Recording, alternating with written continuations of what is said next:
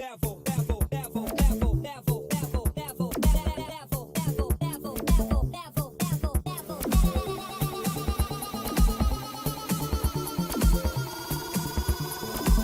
it to the next level.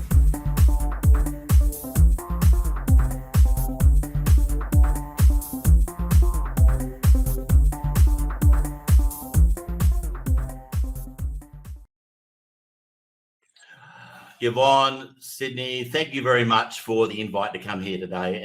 And look, I am super excited about the future and the partnership and what that's going to bring to the women and around the globe. And I guess I think where my heart lies is to understand that business is not always easy. And if we can actually collaborate and work together, you'll be surprised at what can happen. And so I guess I just wanted to start off tonight, and you've probably already seen the topic. It's all about how to rule your technology. And I wanted to start off with one question, and please use the chat. And I want to ask you a question. When you went into business, what was your dream? What was it you were trying to achieve? And so often, yes, start throwing it in the chat. So often in business, we get into business for a reason. And that reason sometimes shifts. I call it mission creep. So quite often people, they're an accidental entrepreneur there, cool. So keep on dropping them in there. And also during this presentation, please also, if you've got any questions throughout the presentation, please drop those in. And at the end, we'll be able to get Yvonne to come in and help us to sort some questions and curate those as well.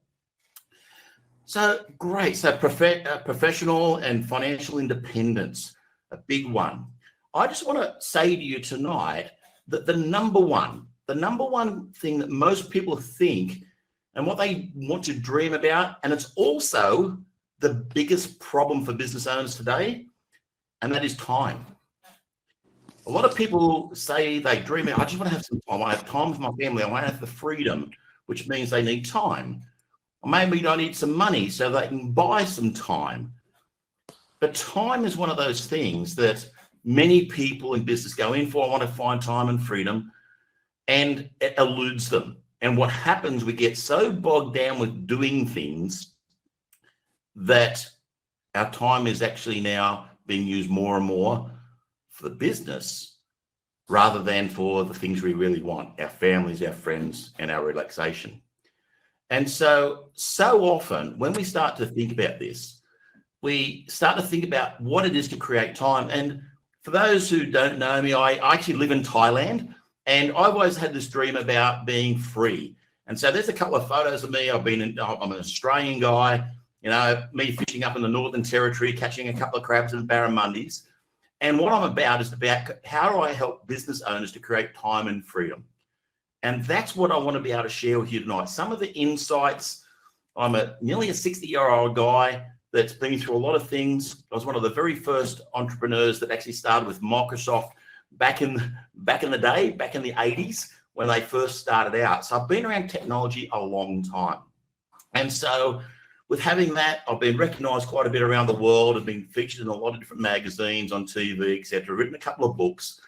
Just recently received my doctorate. And really what this has been about, it's been about a journey of discovery of myself and also how do I actually help people. And so today in this presentation, I want to actually take you through some of the outcomes that I think is so important for us, that a lot of people spend a lot of money, and I mean a lot of money, on technology, and it's not necessary. And so I want to actually show you how to actually be able to save some money and also to increase your productivity, to unleash yourself from that overload and overwhelm of technology, to leverage the technology without reducing human contact. And I think if we all go into it now, we're seeing all this stuff about AI, and it's there to be leveraged, but not to replace that human contact. And most of all, how do we empower success and a mindset to accelerate growth? And so some of the outcomes we're going to come out with tonight. The first thing this always starts with, if you talk about technology or you talk about anything in business, you're setting some goals, but more importantly, that mindset to be able to move yourself forward. What is the mindset? If you keep on saying to yourself, oh, Jewish, I can't, that's too hard. What Carol Dweck said many years ago is that that's that fixed mindset. I can't do this. And she put to us that to have a growth mindset, in other words, I will try, I will do better, I'll actually aim towards that, rather than saying I can't and saying you can, will make a difference. And when I was doing my PhD, I was actually saying to myself, what is the next level? And it's really that transformational mindset. How do we start to collaborate? How do we think not just insular between what are the results that I'm going to produce, but how do we think in a global sense? And so that's the sort of mindset that I want you to think about tonight as we give you some bit of an idea. So there's also comes with a caution. Technology and mindset is like a nuclear fission. So what happens is when we split an atom, it was originally designed to be able to add massive, massive, massive amounts of power. So it was designed to split an atom was designed for a good thing. Like a lot of technologies, they're designed for a good thing. However, Albert Einstein said to us that sometimes a good thing can turn bad. And as we know, when they split the atom, they also come up with the atom bomb. And so I'm saying to you tonight, if you can get a clear mindset, a clear direction on what you want to do in business, if you know what you're dreaming about, then you're going to be able to make some successes. So have a very clear mindset, and then you'll be able to achieve a lot more. So your brain. I don't know about you guys, but if I do too many things at the same time, I will get confused and I start to get less productive.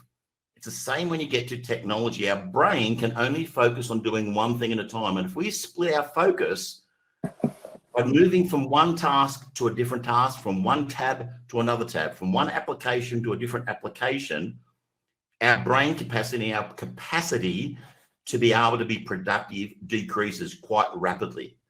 And it depends on how much time you do that, will depend on how much you lose. You lose up to 18% of your day purely and simply by looking for things differently. And so I want to actually say to you that you've got to get some way to manage this time.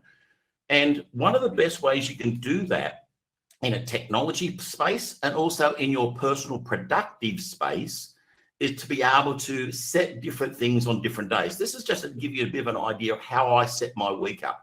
Mondays, I talk about team and strategy. So on those days, if I'm talking team strategy, having team meetings, my emails are off. If I'm actually networking, I'm actually got emails on and I'm trying to communicate with people. If I'm trying to refer people, those are on, my social medias are on, purely and simply from a management point of view, et cetera, et cetera. So managing your time is critical to making sure you get productive. And so when it comes to technology, we've got to understand what are the common mistakes. What is the mindset you've got to approach technology with to be able to make the most of it? So rather than it being a distraction to you and taking you away from your productive time. And so having a technology plan, all right, is one of the biggest problems, the biggest common mistakes I see in business owners. They have no technology plan at all. They go, oh, gee, is this bit of technology is fun and this one's fun, and they jump in bright, shiny syndrome and they jump around. They think tech is going to fix the problem they've got, and more than likely it's just going to create more problems. And they look for those solutions in the now rather than the plan, and they make choices around technology because it's free. Now, Yvonne actually alluded that I'll be giving away some stuff for free within the new look at WinTrade Global's membership, but there is always a cost. There's a cost to doing business, and that is either your time, your money, or your energy. And so nothing is free. And so just think about those. And I'm going to start off now by really thinking to yourself, what does a technology plan look like? And I'm going to take you through some of the basic steps. I'm going to take you back to a place you've probably not even thought of, and you've just got through and you're starting to add applications and different things.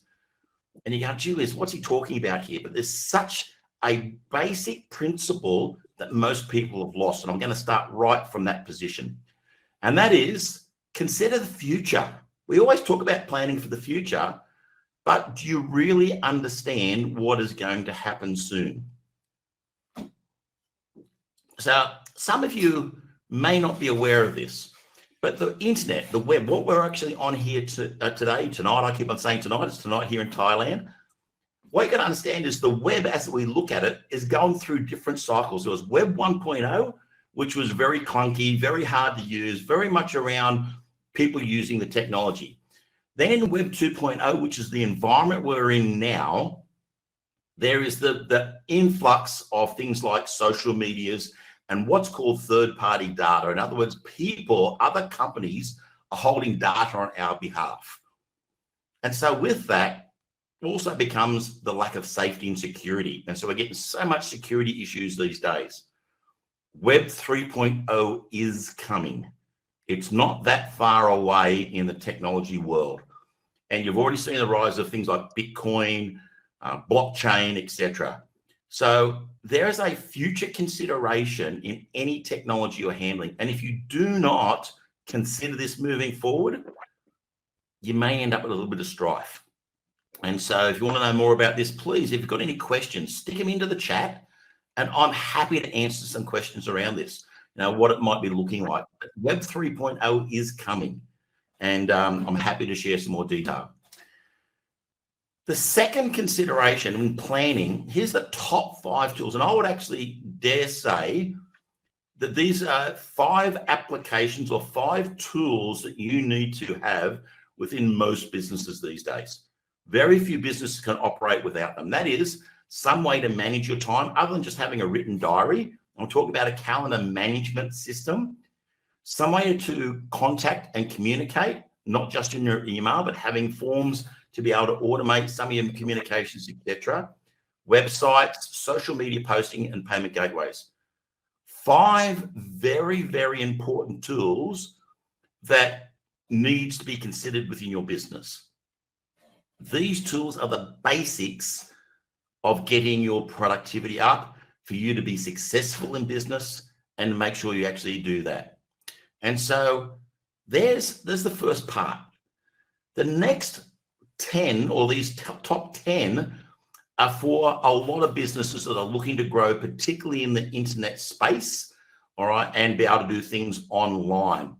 And so all these particular areas, note them down, and I'm really thankful Yvonne, she's actually noting them down into the chat as well. These are really important tools. So things like doing agreements, the day of doing the golden handshake and just shaking hands and agreeing, we need to have some sort of proposal. And with distance, digital proposals, we've got things like DocuSign and PandaDocs. There's a lot of tools around out there. And so some sort of tool that will allow you to sign documents electronically is good. Having a platform, you've got this platform here, which WinTrade actually uses. It's a brilliant platform. There's other ones like Zoom, etc., etc. Course builders. A lot of people are wanting courses and membership sites. And now, remember I said about Web 3.0, Facebook communities, LinkedIn, a lot of people build groups in those spaces. But let me say to you, if you're building your group, your following, your tribe within a Facebook or a third-party environment that you have no control over, you're heading yourself for potential disaster and massive risk. And so the idea is to having your own community where you can say who can come in and who can't. And if somebody says the wrong thing, you've got no extra person like a Facebook person is going to come in and say, hey, I don't like that, what that person said. Somebody's going to dob you in and you're all of a sudden going to lose your group. And it happens. I hear about this on an almost daily basis. People losing tens and hundreds and thousands of people that they've spent years building a group, and overnight it's gone, and it's gone forever. So community building, building your tribe, some sort of software to do that is really important. So now I'm talking about a lot of technology here. And the problem is there is so much technology out there. The other thing you need to consider, which is a third consideration, is what ecosystem you're going to use. You're going to use Microsoft, Google, or something in the Mac space. Now, here is probably my biggest tip for you tonight. All of these pieces of technology need to be able to integrate. You need to be able to have pieces of technology that communicates with one another. And so my personal, and this is just a personal preference, I've been in the Google workspace for a long time. It is my personal one. And the reason why I call it my personal preference is because it was always being built. It was built from day one in a cloud environment. So it's been built within this environment. The others have been adapted to work in this environment, into a cloud or an internet environment. That was why I stayed. Now, the other ones have caught up in a lot of areas, but there's also a lot of other applications they don't supply that Google will help you integrate with, and the other ones, Microsoft and Macs typically want you to work within their tools, and they'll limit what you can and can't put in. Google has definitely a broader sort of idea of what you can use in your ecosystem. That also brings us to understand that when we are trying to save time, if I can save you 50% of your time in a day, one of the biggest areas is in how do you find files? And Gardner and Forbes actually say that it takes approximately 18 minutes for the average person to look for a file. And so by doing that, what's happening is you're wasting time because you got all your different files in different places. And so in your consideration should also be this area of cloud storage. And I say to you very clearly, once you pick your ecosystem, whether it be Google, Microsoft, or in the Mac area, all right, you're going to end up choosing your cloud technology space as well. So Google has Google Drive, OneDrive in Microsoft, and iCloud within the Mac world. And so I would actually say to you, the rest of them, use them as a transfer station. You can have an account, but don't have a paid account. This is where free is okay, but you use it as a transfer station. In other words, if somebody else sends you a file, they will own it, you'll get it, and then you'll copy it into your system. And there's a great product out there called multi-cloud. All right, it actually allows you to be able to transfer from one to the other. And so a really good way to move your storage around. So really consider what you're going to do there. Consideration of cost. All right, you notice where it is, number 5. Consideration of cost. A free thing is not always free. Typically when people add something for free, it's got a catch to it somewhere.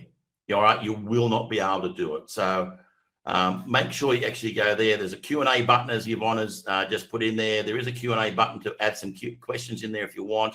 All right, please do that. Looking forward to some questions towards the end. But the reality is, free is not free, but it's a consideration. So for some people starting a business. So to give you an idea, 1.96 million apps in the Apple Store, 2.87 in the Google Play Store. There is a plethora of applications out there, and you have to wade through and work out which is the best one. And it's not easy. But the best thing, the bottom line is, pick the right ones for your future, not for your current needs. If you do not have a plan, you will not actually survive. You'll end up driving yourself nuts and you'll be losing time. And excuse the language, but the reality is, in Australia, would actually say, don't be a tight ass. Don't actually just save your money.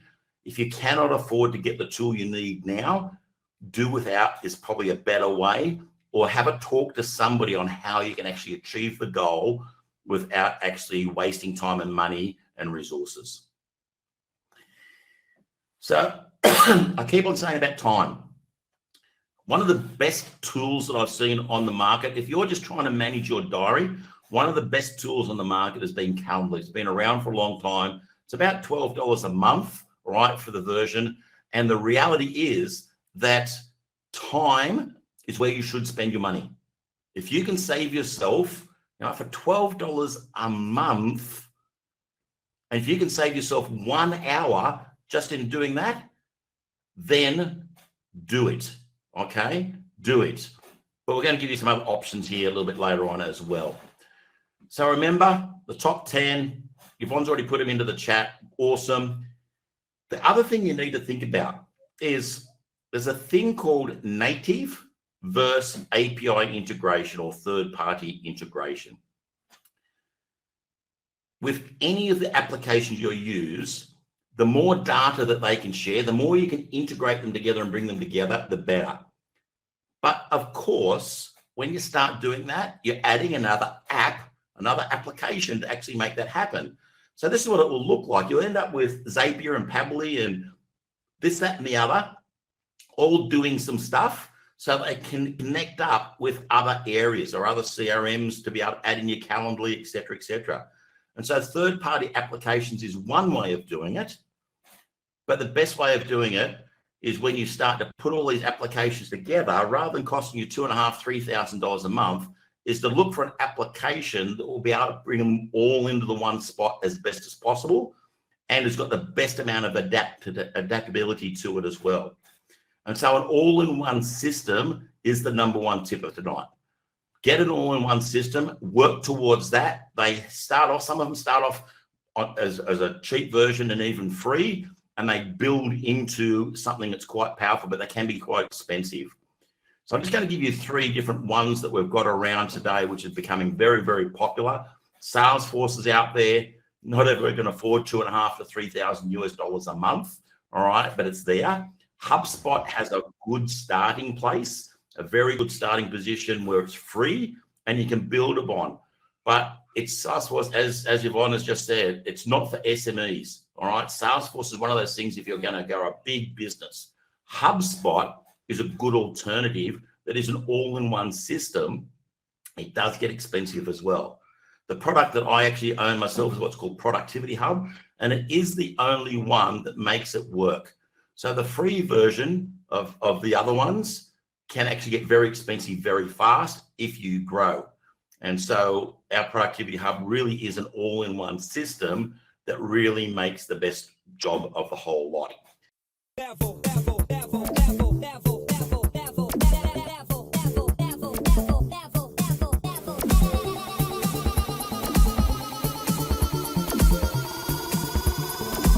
it to the next level.